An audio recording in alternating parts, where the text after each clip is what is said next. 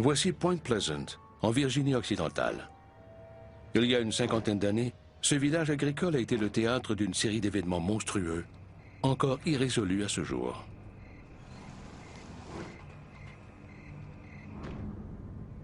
Lauren Coleman est auteur. Il a documenté les incidents qui ont commencé le 15 novembre 1966, alors que deux jeunes couples se baladaient en voiture. Roger et Linda Scarberry et les Mallets se baladaient dans le secteur TNT. On l'appelle ainsi car on y entreposait de la dynamite lors de la Deuxième Guerre mondiale.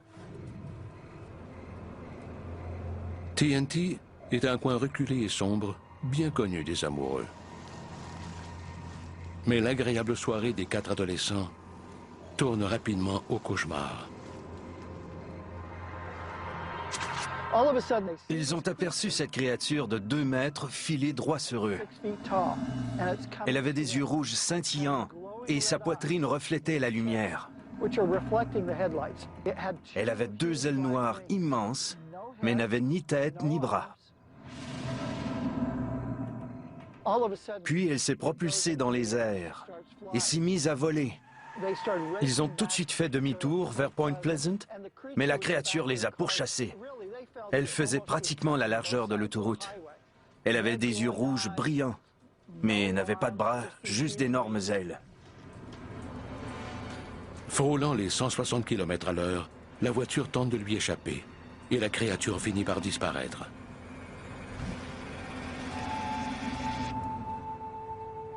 Point Pleasant ne serait donc pas aussi plaisante que son nom l'indique. Cette histoire étonnante crée une onde de choc dans toute la ville. Les médias baptisent la créature l'homme papillon. Pendant 1 an, l'homme papillon terrorise les habitants de Point Pleasant. We were coming up the road here and we looked around the thing, around the curve there, and we thought it was a car light.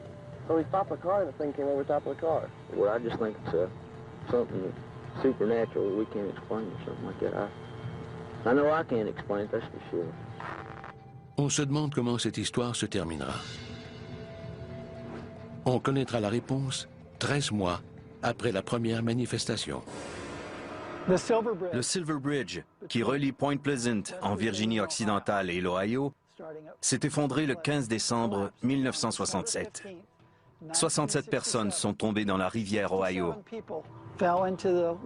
46 d'entre elles sont mortes et 2 corps n'ont jamais été retrouvés. Aucune raison apparente n'explique cette tragédie. Jusqu'à ce qu'un rapport troublant soit publié.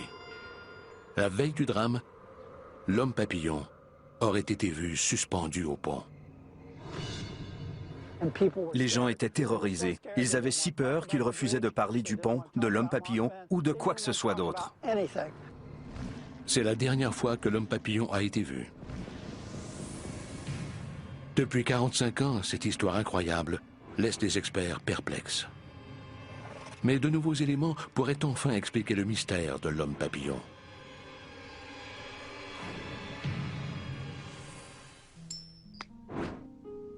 Joe Nickell est un enquêteur du paranormal de la revue scientifique Skeptical Inquirer. Notre perception nous joue souvent des tours. Les gens croient savoir ce qu'ils ont vu, mais en réalité, ils savent ce qu'ils croient avoir vu. Joe croit que l'homme papillon n'a rien de la bête monstrueuse que les témoins disent avoir vue.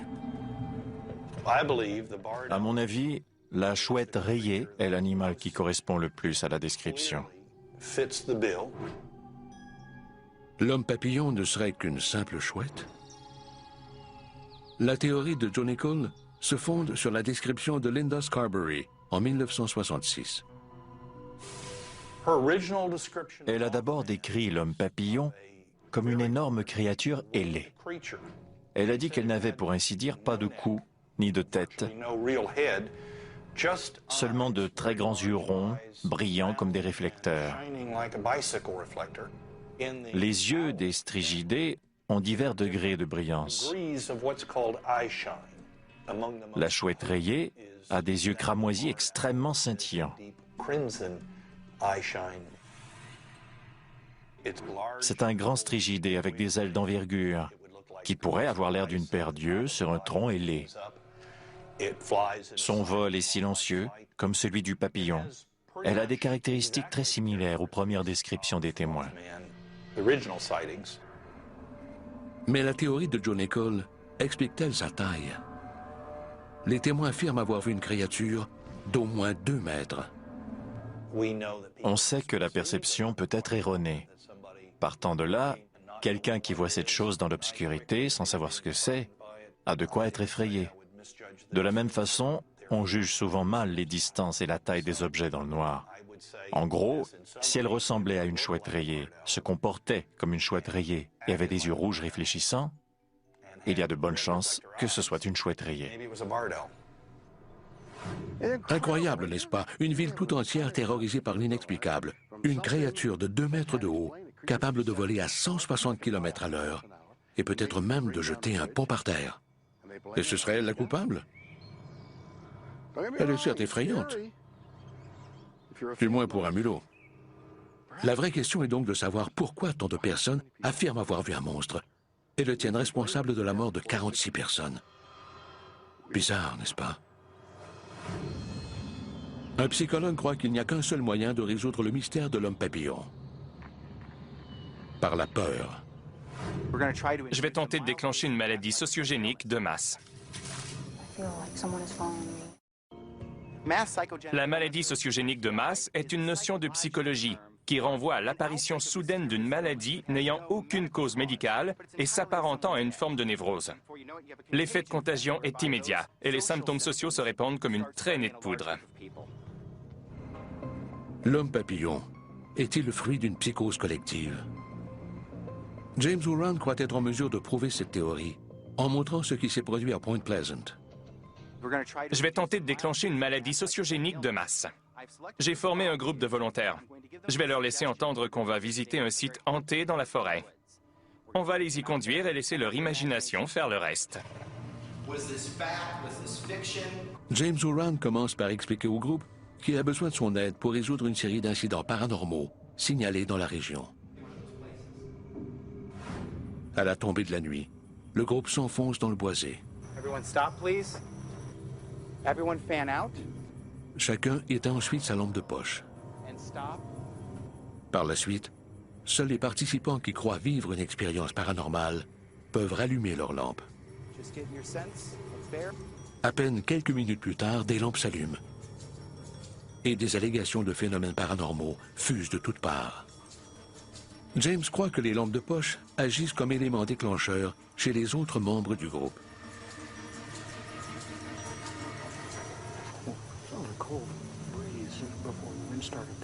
You felt a cold breeze? Someone felt cold over there too. I feel like someone is following me and someone is just waiting to say something. Like static electricity on my face. Let me understand this. Like right here, you feel like there's static electricity on your face? Is it as soon as... Dès qu'un ou deux participants ont allumé leur lampe, les autres ont rapidement emboîté le pas. Cela s'est répercuté sur tout le groupe, exactement comme une maladie sociogénique de masse. In a group.